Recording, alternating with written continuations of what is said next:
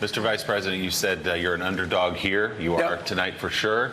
But you said, let's wait till South Carolina. Let's wait till Nevada. Let's get to those southern states that are more diverse and more reflective of where the country is.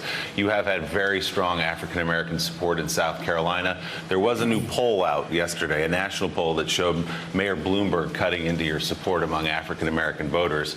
I don't have to tell you that support for you is not static, right? People are watching what happens in Iowa. They're watching what happens in New Hampshire. They want to back a winner. They want to back somebody who they think can beat Donald Trump. So what is your message to those voters in South Carolina after they watch Iowa and they watch New Hampshire? Why should they still be with you? They know me. They know my heart. They know my head. They know what I've always stood up for them. They know the courage I've exhibited in defense of their concerns.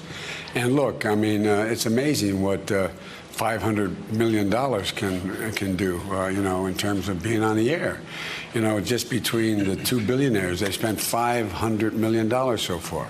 And so I think, look, it's going to be tough. I'm not suggesting there's anything easy about this. But I think at the end of the day, if they look at, and I look at my record, they know who I am. They know where I come from. They know what I care about. And I think we're going to do fine. I think we're going to do well. Is Mike Bloomberg trying to buy the presidency? Well, let me tell you this way. I guess when you have over $60 billion, you think you can do about anything. I'm looking forward to debating Mike Bloomberg about his support for African Americans. I'm looking forward to debating Mike Bloomberg about his tenure as mayor. I'm looking forward to debating him because I sure can't compete with him in terms of his money.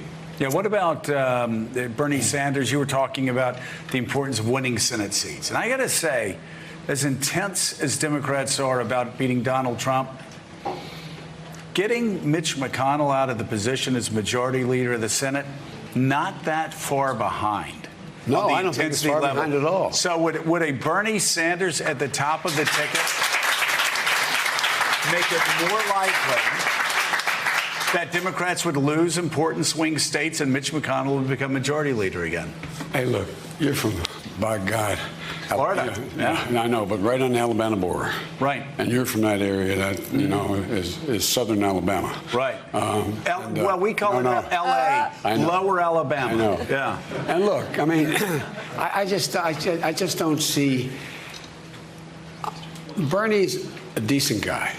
Bernie is labeled himself a democratic socialist. Right. Now, I don't know anywhere in the South or in those states we have to win going into to win back those Senate seats where that's going to be a helpful label to carry into an election. Right.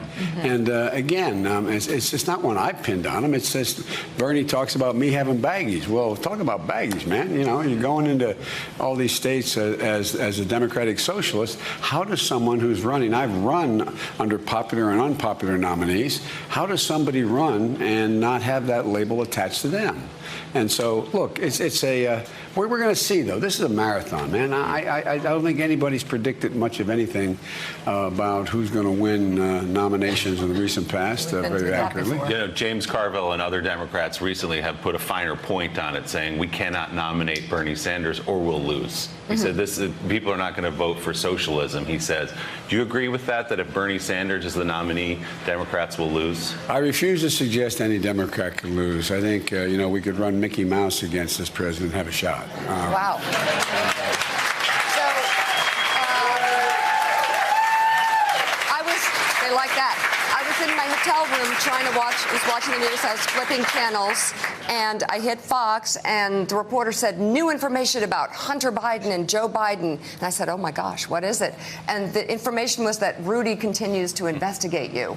Are you scared? Rudy scares the hell out of me, man. I'll tell you what the heck is going on there? What the heck is going on? You got a guy who is ethically challenged, who is giving the Justice Department is supposed to be, you know, independent information about me. Look, every single solitary person who testified under oath in this administration, high-ranking officials said Biden's as clean as a whistle, said there's not a single thing that Biden did that was wrong. I did my job.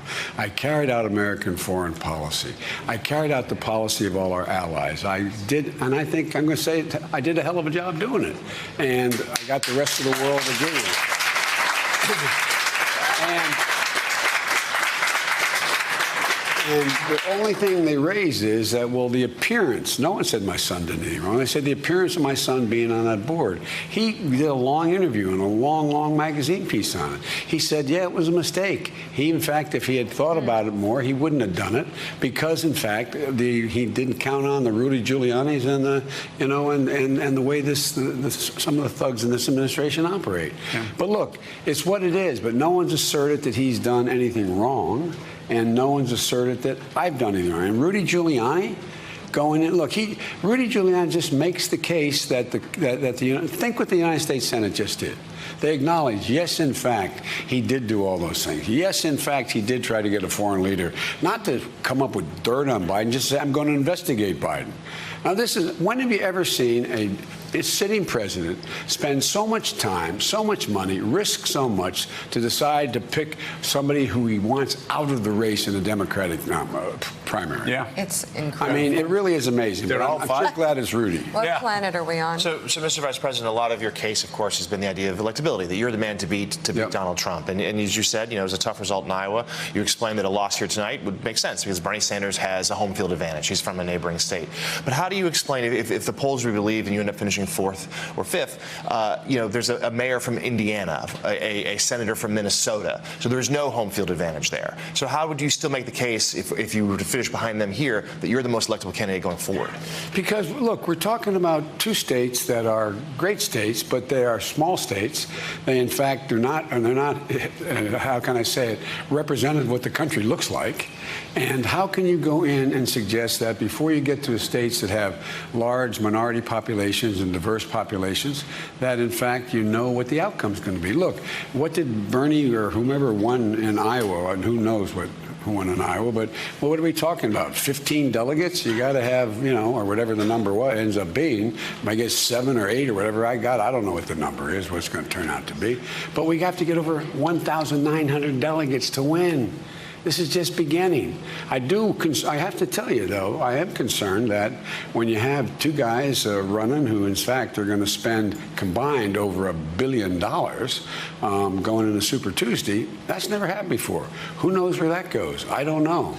But all I know is that the first 2 of these, the primary and caucus, that's not the end of the game. This is just a kickoff, man. Thanks for checking out MSNBC on YouTube, and make sure you subscribe to stay up to date on the day's biggest stories. And you can click on any of the videos around us to watch more from Morning Joe and MSNBC. Thanks so much for watching.